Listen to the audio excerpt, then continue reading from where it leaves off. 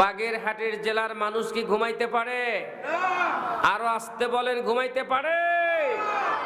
আমি আপনাদেরকে আলোচনার শুরুতেই মেসেজ দিতে চাই, এই সারা বাংলাদেশের যে কোনো জেলার মানুষগুলো ঘুমাইতে পারে, বাগেরহাটের মানুষ আর রামপাল উপজেলার যুবক তোমাদেরকে ঘুমানো যাবে না। তার কারণ হলো, তোমরা যদি ঘুমাও তাহলে অন্ধকার হয়ে যাবে। এই বাংলাদেশে আউল ফাউল বাউলেরা ওই পালা নামের গান দিয়ে আমার আল্লাহকে কুটাক্ত করতে তারা দ্বিধা করতেছে না। এই জন্য দুর্বার আন্দোলন গড়া তুলতে হবে এই বাগেরহাট থেকে। যারা আল্লাহ রাসূলকে নিয়ে কুটাক্ত করবে তাদেরকে জ্যান্ত কবর দিতে হবে। কথা বলেন ঠিক না? ঠিক বললাম? গভীর মনোযোগ আমার দিকে আলোচনা শুনতে থাকবেন। আমি আপনাদের কাছে আসছি সিরাজগঞ্জ থেকে। আপনারা বাগেরহাটের মানুষ, আপনারা অত্যন্ত সুশিক্ষিত, আমি জানি। আলোচনার শুরুতেই বলতে চাই, আল্লাহর কোরআন থেকে আমি যখন আলোচনা করতে যাব, কখনো কখনো আল্লাহর কোরআন রাসূলের হাদিস থেকে আমি যখন আলোচনা করতে যাব, কখনো আমার বিপক্ষে, কখনো আপনার বিপক্ষে, কখনো রাষ্ট্রপতির বিপক্ষে, কখনো পুলিশের বিপক্ষে, কখনো র্যাবের বিপক্ষে, কখনো কার বিপক্ষে আর পক্ষে গেল, এগুলো দেখার সময় আর আলামা কারামের নেই। তার কারণ হলো ওলামা কারামের পিঠ দেওয়ালের সাথে থেকে গেছে। হক কথাগুলো মানুষের সামনে উপস্থাপন করতে হবে। কথা বলেন ঠিক না? ঠিক বললাম? আমরা এখানে কোনো দলের দালালি করার জন্য আসি নাই। কথা বলেন ঠিক কিনা? আওয়াজ দা বলেন। আল্লাহর কোরআন রাসূলের হাদিস থেকে আলোচনা যখন করতে যাব, আমি যখন আলোচনা করতে যাব সুদের উপরে, তখন সুদখোর কখনো আমাকে ভালোবাসবে না। আবার কি আপনারা ঘুমাইছেন? যুবকরা গেছে কোথায়? সব দেখতে পাচ্ছি বুড়ো মানুষ, চুল পাকা দাড়ি পাকা, যাদের জন্য জান্নাতে যাওয়ার কোনো গ্যারান্টি নেই। এই বুড়ো মানুষ কি জান্নাতে যাবে বাবা? এই চুল পাকা দাড়ি পাকার জন্য জান্নাত আছে? আর তেনারাই বসে আছে জান্নাতের বাগানে, আর জুয়ানরা শুধু ঘুরতেছে দোকানপাট মেলায়। ঠিক বলেন ঠিক না? আমি আপনাদেরকে আলোচনা শোনাবো, ধৈর্যের সাথে চুপচাপ করে থাকবেন ইনশাআল্লাহ।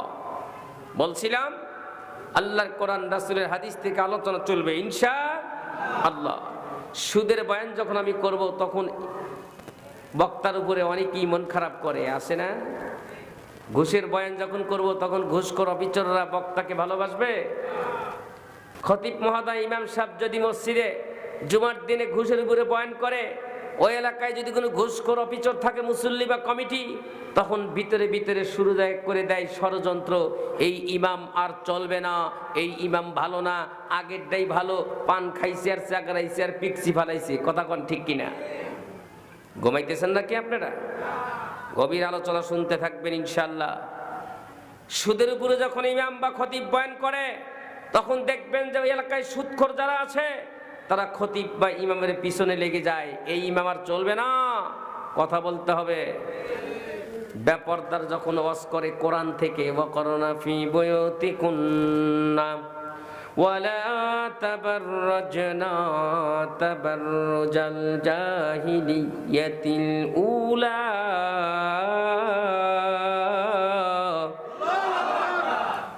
আল্লাহ রাব্বুল আলামিন বলেন, এ দুনিয়ার মহিলারা, তোমরা তদানীন্তনকালের মহিলাদের মতো চলাফেরা করবা না, তোমরা তাবাররুজ করে ঘুরবা না। ও দুনিয়ার মহিলারা, শালীনতা বজায় রাখবা, পর্দা করবা, সালাত আদায় করবা। খতিব মহোদয়, ইমাম সাহেব যখন জুমার দিনে পর্দার বয়ান করে, ওই এলাকায় বেপর্দার স্বামীরা, মুসল্লি বা কমিটি থাকলে, তার কিছুক্ষণ পর থেকেই খতিবের বিরুদ্ধে লেগে যায়। আস্তে বলেন, আসে না নাই? খবরদার, ওলামা কারাম নাইবে নবী। ওলামা কারাম হলো দামি। পৃথিবীর মধ্যে সবচাইতে দামি সম্প্রদায় থাকলে ওলামা কারাম, নায়েবে নবী। আল্লাহর পয়গম্বর ওলামা কারাম সম্পর্কে বলেন, ইন্নাল উলামা ওয়ারাসাতুল আম্বিয়া, সমস্ত নবী পয়গম্বরদের ওয়ারিস একমাত্র হযরত ওলামা কারাম। এই ওলামা কারামকে মাইনাস করে, এই ওলামা কারামকে বাদ দিয়ে সমাজ চলতে পারে না, রাষ্ট্রও চলতে পারে না, পৃথিবীও চলতে পারে না। সমস্ত জায়গায় হযরত ওলামা কারামকে প্রয়োগ করতে হবে, তবেই দেশ জাতি ভালো চলবে। আওয়াজ দিয়ে বলেন ঠিক না? ঠিক বললাম? যদি বলেন হুজুর এত জোরাদাল ভাবে বলেন, কারণ কি? কারণ আছে। আজ থেকে কিছুদিন আগে বাংলাদেশের শিক্ষা সিলেবাসে বই পুস্তকের ভিতরে লিখে দিল মানুষ নাকি আসছে বানর থেকে, বলছে না বলে নাই? কি ব্যাপার, আপনারা ঘুমাইছেন নাকি? শিক্ষিত সমাজ বলুন, ছেলেদের কাছে যে বই পুস্তক আসলো ক্লাসের বই, আর এই লেখকের নাম হলো ডারউইন। কি নাম? কথা বলেন কি নাম? ডারউইন। তার কথাটাই সিলেবাসে, শিক্ষা সিলেবাসে চলতেছে, মানুষ মানতেছে। আমি কেন বললাম ওলামা কেরামকে সমস্ত জায়গায় প্রয়োগ করতে হবে? শুনুন, বাংলাদেশের সুনামধন্য আলেমদের মধ্যে থেকে 10 জন আলেম, আমার পাশে বসা যারা আছে, এরকম নামি দামি ওলামা কেরামকে সাথে করে নিয়ে যদি এই শিক্ষা সিলেবাস তৈরি করা হতো, তাহলে এই বাংলার জাতি আদম সন্তানকে বানরের সন্তান হওয়া লাগতো না। কথা বলেন কেন? এই ওলামা কেরাম বাধা দিত না। এই মানুষ হলো মানুষ থেকে, মানুষ আদম থেকে, কখনো বানরের সন্তান মানুষ হতে পারে না। এইটা আলেমরা বাধা দিয়ে সংস্কার করে দিত। কথা বলেন ঠিক কিনা? এই জন্য আমার মনে পড়ে ডক্টর শহীদুল্লাহর কথা। ডক্টর শহীদুল্লাহ বলেছেন যে বহুত বড় শিক্ষিত হতে পারে লোকটা, কিন্তু আসমানি কিতাবের জ্ঞান না থাকার কারণে লোকটা মূর্খ পণ্ডিত। কি পণ্ডিত? কথা বলতে হয় ভাই, কথা না বললে আমি ওয়াজ করতে পারি না। ডক্টর শহীদুল্লাহ বলেন বহুত বড় শিক্ষিত হতে পারে, কিন্তু এই আসমানি কিতাবের জ্ঞান যার নাই সেই লোকটা মূর্খ পণ্ডিত। আমি তার প্রমাণ পেলাম, যে লিখলেন তিনি ছোট শিক্ষিত নয়, আবার যারা স্বীকৃতি দিলেন, সিগনেচার দিয়ে পাশ করে দিলেন, তেনারাও ডক্টরেট পিএইচডিওয়ালা। কথা বলেন ঠিক কিনা?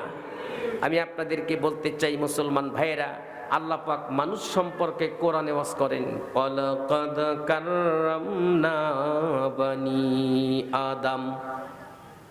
গভীর মনোযোগ, বাগেরহাটের ভাইয়েরা, আল্লাহ রাব্বুল আলামিন আদম সন্তানকে কি বলেন?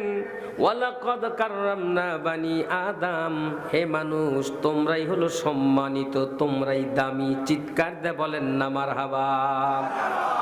বলুন তো, মানুষ দামি না বেদামি? আশরাফুল মাখলুকাত, সৃষ্টির সেরা। কিন্তু আমার আপনার কার্যকলাপে যদি আপনি যদি নিকৃষ্ট হয়ে যাই, এখানে আল্লাহ তাআলার করার কিচ্ছু নাই। গভীর মনোযোগ ভাইয়েরা আমার, এই মানুষকে আল্লাহ পাক কোরআনুল কারীম দান করলেন। আমি আপনাদেরকে শোনাইতে চাই, একটু দিলের কান্দে আলোচনাগুলো শুনতে থাকবেন, লক্ষ্য করে বুঝতে পারবেন। আল্লাহ রাব্বুল আলামিন ১,৫০০ বছর আগে আল্লাহর কোরআনে আল্লাহ পাক ঘোষণা করলেন, ইয়া আইয়ুহাল্লাযীনা আমানুত্তাকুল্লাহ হাক্কা তুকাতিহি ওয়া লা তামুতুন্না ইল্লা ওয়া আনতুম মুসলিমুন।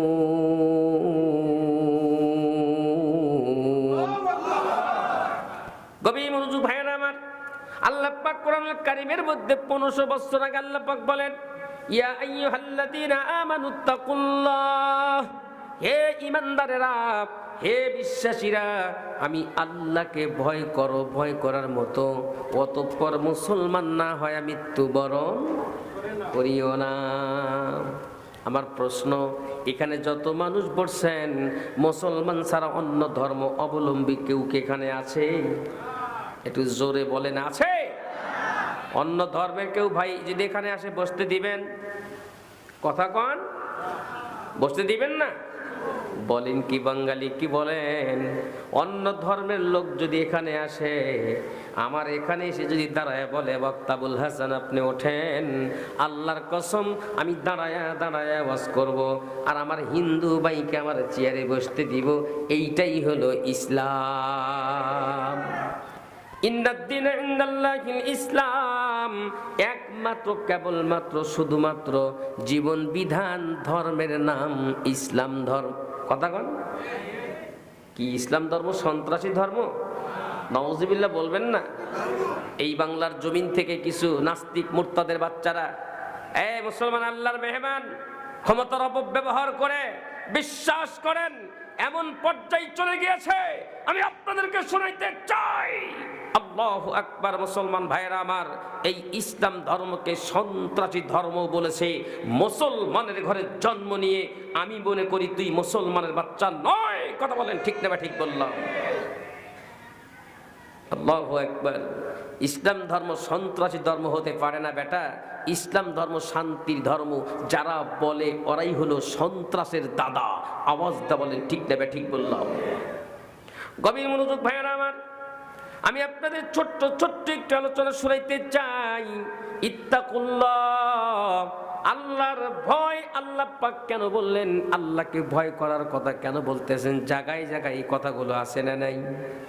আল্লাহ পাক বলেন, ইন্না আকরামাকুম ইনদাল্লাহি আতকাকুম, নিশ্চয় যার দিলের মধ্যে আমি আল্লাহর ভয় বেশি, ওই মানুষটা আমি আল্লাহর কাছে দামিও বেশি। গভীর মনোযোগ আল্লাহর মেহমানেরা, আওয়াজ দিয়ে বলুন তো, দিলে বেশি বেশি কার ভয় রাখতে হবে? এ মুসলমান, আমার আপনার দিলে আল্লাহর ভয় আছে। ফজরের আজান শোনার পরে লোকটা কখনো ঘুমাবে না। আওয়াজ দিয়ে বলেন ঠিক কিনা? যুবক ঘুমাবে না, যুবতীও ঘুমাবে না, বৃদ্ধও ঘুমাবে না, বৃদ্ধাও ঘুমাবে না। তার কারণ আল্লাহর ভয় দিলে যদি থাকে, আজান হয়ে গেছে, আমার সালাত আদায় করতে হবে জামাতের সাথে। এই আল্লাহর বান্দারা, আল্লাহ পাক সালাত সম্পর্কে ওয়াজ করেন, ইন্নাস সালাতা তানহা আনিল ফাহশাই ওয়াল মুনকার, নিশ্চয় অশ্লীল ও শুভ কাজ বিরত রাখে সালাত। আল্লাহু আকবার বলেন। গভীর মনোযোগ ভাইয়েরা আমার, সালাতের মতো সালাত যদি আমরা আদায় করতে পারি, 2 রাকাত সালাত জান্নাতে যাওয়ার জন্যই যথেষ্ট। আল্লাহু আকবার বলেন। সালাতের মধ্যে খুজু থাকতে হবে, নামাজের মধ্যে হুজুরি কলবে নামাজ থাকতে হবে। নবী করিম সাল্লাল্লাহু আলাইহি সাল্লাম যেভাবে সালাত আদায় করতেন, সাহাবীরা যেভাবে নামাজ আদায় করতেন, ওই নামাজ আমি আপনি যদি আদায় করতে পারি, বিশ্বাস করেন তদানীন্তনকালের সাহাবীরা 2 রাকাত নফল নামাজ পড়ে দোয়া করে মরা গাধা জিন্দা করে নিয়ে রওনা হয়েছে। তাদের সালাতের মধ্যে এত খুশু ছিল, এত খুশু ছিল, এত ইহতিমাম ছিল। আর কারণ ছিল, তাদের খাদ্য ছিল হালাল। কি ছিল? হালাল খাদ্য খাই ইবাদত করলে আল্লাহর দরবারে কবুল হয়। 1000 কোটি টাকার মালিক, অবৈধ সম্পদ, কোনো দাম নাই, কোনো দাম নাই, তোমার কোনো দাম নাই। আল্লাহর ভয় দিলের মধ্যে চেয়ারম্যানের আছে, আল্লাহর ভয় মেম্বারের দিলের মধ্যে আল্লাহর ভয় আছে, কখনো গরিবের ত্রাণ আত্মসাৎ করবে না। আওয়াজ দিয়ে বলতে হবে, দিলে কার ভয় রাখলে? আমি বলতে চাই যুবক ভাইরা, তোমাদের দিলে যদি আল্লাহর ভয় থাকে, রাস্তায় চলতেছো, মেয়েরাও চলতেছে, স্কুল কলেজে যাইতেছে, তোমার দিলে আল্লাহর ভয় থাকলে কোনো মেয়েকে তুমি ডিস্টার্ব করবা না। স্কুলের গেট আর কলেজের গেট পর্যন্ত এই মেয়েটার পিছনে পিছনে ব্যাক সাউন্ড দিতে কুকুরের বাচ্চার মতো তুমি যাবা না, যদি তোমার দিলে থাকে কারবার। গভীর মনোযোগ ভাইয়েরা আমার, আমি আপনাদেরকে শুনতে চাই, অফিসারের দিলে আল্লাহর ভয়, কখনো ঘুষ গ্রহণ করবে না। কথা কোন ঠিক কিনা? কারণ ঘুষ সম্পর্কে পয়গম্বর ওয়াজ করেন, আর রশি ওয়াল মুরতাশি ফিন্নার, যে ব্যক্তি ঘুষ খাবে আর দিবে, দুজনের জন্যই জাহান্নাম। আওয়াজ দিয়ে বলতে হবে, আছে না নাই? এই বাংলার জমিনে ঘুষখোর অফিসার আছে না নাই? কথা বলেন, আছে কিনা? প্রত্যেকটা বাড়ির ইট তোমাকে জাহান্নামে নিয়ে যাবে। সন্তানদের জন্য ঢাকায় বাড়ি, দিল্লি বাড়ি, বাগেরহাট বাড়ি, নোয়াখালী বাড়ি, 2-4-10টা বাড়ি করেছো ঘুষের টাকার, ওই ইট তোমাকে জাহান্নামে পৌঁছায় দিবে। কথা বলেন ঠিক না? ঠিক বললাম। গভীর মনোযোগ ভাইয়েরা আমার, আমার নবীজি বলেন, আকিলার রিবা ওয়া মুকিলাহু ওয়া কাতিবাহু ওয়া শাহিদাইহি ওয়া কালাহুম সাওয়াউন, রাওয়াহু মুসলিম। মুসলিম শরীফের হাদিস, পয়গম্বর বলেন, আকিলার রিবা, যে ব্যক্তি সুদ খায়, ওয়া মুকিলাহু, যে ব্যক্তি সুদ দেয়, যে ব্যক্তি সুদের সাক্ষী দেয়, যে ব্যক্তি সুদের দলিল লেখে, নবীজি বলেন সমপরিমাণ অপরাধী, এরা হলো ঘৃণিত। আওয়াজ দা বলুন, এই পবিত্র বাংলার জমিনে সুদখোর, ঘুষখোর, ব্যভিচারী, অন্যায়, অত্যাচারী, আওয়াজ দা বলতে হবে, আছে না নাই? এই জন্য 1500 বছর আগে আল্লাহ কোরআনে বলেছেন, তোমরা মুসলমান না হয় মৃত্যুবরণ করিও না। গভীর মনোযোগ ভাইয়েরা আমার, আমি আপনাদেরকে সেই দিকে একটু একটু করে আলোচনা শোনাইতে চাই। দিলের কান্দে আলোচনাগুলো শুনতে থাকবেন। ইন্না আকরামাকুম ইনদাল্লাহি আতকাকুম, আল্লাহর ভয় যার দিলে সেই লোকটার দাম কত বেড়ে যায়। লোকটা হত দরিদ্র গরিবরা। আমি আপনাদেরকে শোনাইতে চাই, আপনাদের এই মহল্লার সবচাইতে হত দরিদ্র মনে করেন গরিব মানুষটা আজকের ফজরের সালাত জামাতের সাথে আদায় করছে। মনে করেন, উদাহরণস্বরূপ বলছি, এই এলাকার সবচাইতে গরিব লোকটা ফজরের সালাত জামাতে আদায় করছে। হয়তোবা কারণ বশতে আপনাদের এলাকার সবচাইতে ধনী লোকটা ফজরের নামাজে মসজিদে আসতে পারে নাই, সালাত জামাতে আদায় করে নাই মনে করেন, অথবা নেতা ফজরের নামাজে জামাতে শরীক হয় নাই, কিন্তু এলাকার সবচাইতে হত দরিদ্র লোকটা ফজরের নামাজ আদায় করছে জামাতের সাথে। একটু আওয়াজ দিয়ে বলুন তো, আমার আল্লাহর কাছে কোন মানুষটা দামি? পিছের লোকগুলো বলে না, চুপ করে আছে। মানে গরিব মানুষের প্রশংসা তো আমরা করতে চাই না, আমরা খালি নেতা করে আর হলো ধনী করে। কথা কোন ঠিক কিনা? নাকি ঘুমাইছেন আপনারা? এই বৈষম্য এখনো আসে না? নাই? গরিব পরিবার থেকে একটা ছেলে লেখাপড়া করে বুয়েটে চান্স পাইছে, আমরা প্রশংসা করতে চাই না, পারলে পারে আরো নিচের দিক নামাইতে চাই। কি বলেন? আসে না? এরকম অনেক জায়গায় আসে না? খবরদার, সহযোগিতা করেন। ছেলেটা ভালো পড়াশোনা করে ইঞ্জিনিয়ার হবে, ডাক্তার হবে, ভালো ব্যারিস্টার হবে, সহযোগিতা করেন। কিন্তু আমাদের অভ্যাস না, ধনীর ছেলে ধনী হবে, গরিবের ছেলে ধনী হবে কেন? কথা কন। আমাদের অভ্যাস, অশিক্ষিতর ঘরে, কামলা বেচার ঘরে কেন আবার ইঞ্জিনিয়ার হবে, ডাক্তার হবে কেন? এগুলো তো আমরা হব, আমরা ধনী। কথা কয় না বাঙালি? খবরদার, এই বৈষম্য বাদ দিতে হবে। আল্লাহর কাছে আপনারা লাভবান হয়ে যাবেন। সহযোগিতা করলে আল্লাহ পাক তাদের মর্যাদা দিয়ে দেয়। গভীর মনোযোগ ভাইয়েরা আমার, আমি আপনাদেরকে শোনাইতে চাই, আল্লাহর ভয় দিলের মধ্যে থাকলে আল্লাহ পাক তাকে কোন পর্যন্ত পৌঁছায়া দেয়। লোকটা যদিও গরিব কিন্তু ফজরের সালাত আদায় করছে, তার দিলে আল্লাহর ভয়। আমি আল্লাহর হুকুম বাদ দিতে পারবো না। ওই সালাত কেন আদায় করব? আল্লাহ পাক আমাকে কত বড় বড় নিয়ামত দান করছে। ঠিক কিনা বলেন? আমি আপনাদেরকে বলতে চাই ভাইয়েরা, আলোচনার মধ্যে আমরা শুধু বলি নাই নাই নাই, আল্লাহ আমাকে কি দিয়েছে? আমার কিচ্ছু দেয় নাই। নাই নাই নাই শব্দ বাদ দেন। আরে কি পেয়েছি তার উপরে কতটুকু শুকরিয়া আদায় করতেছি। কথা বলেন ঠিক কিনা? অমুকের 10 তলা বিল্ডিং দিয়েছে, অমুকের 20 বিঘা জমি, আমার কিচ্ছু নাই। নাই নাই নাই না না, নাই নাই শব্দ করবেন না। আল্লাহ যা দিয়েছে আমাকে আপনাকে, যে সম্পদ, তার উপরে কি শুকরিয়া আদায় করতেছেন? করতেছি কি আমরা? আমার মেমোরিতে আমি গবেষণা করে দেখলাম যে রাস্তার ফকির সেও ধনী, রাস্তার ভিক্ষুক সেও হাজার হাজার কোটি টাকার মালিক। আল্লাহু আকবার বলেন। লা ইন শাকারতুম লাযীদান্নাকুম ওয়া লা ইন কাফারতুম ইন্না আযাবী লাশাদীদ। নিয়ামত পাওয়ার পরে যারা শুকরিয়া আদায় করবে, আল্লাহ পাক নিয়ামত বৃদ্ধি করবেন না। শুকুর আদায়কারী নিয়ামতকে আল্লাহ পাক কমায়া দিবেন, ছিনিয়ে নিবেন, অতঃপর কঠিন শাস্তিতে আল্লাহ পাক গ্রেফতার করবে।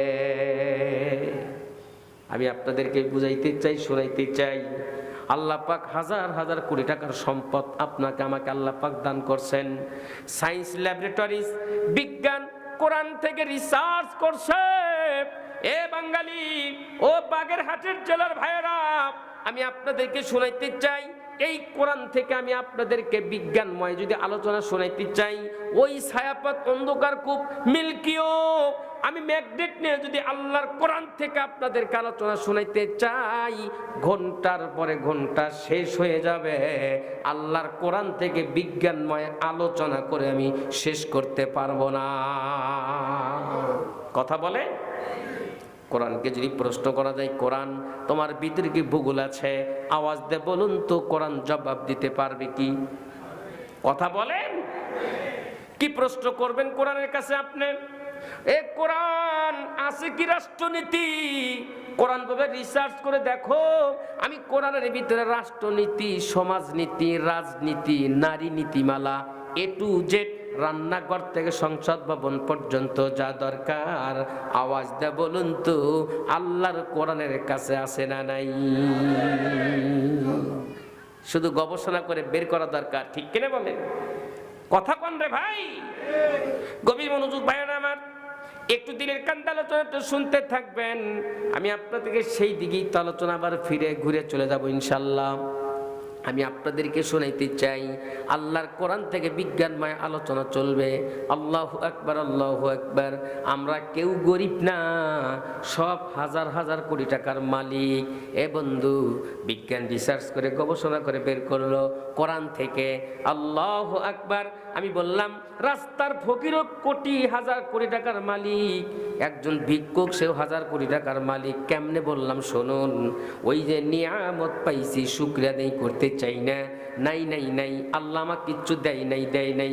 এই নাই শব্দ বাদ দেন, কি আল্লাহ দিয়েছে তার উপরে কি শুকরিয়া আদায় করতেছেন?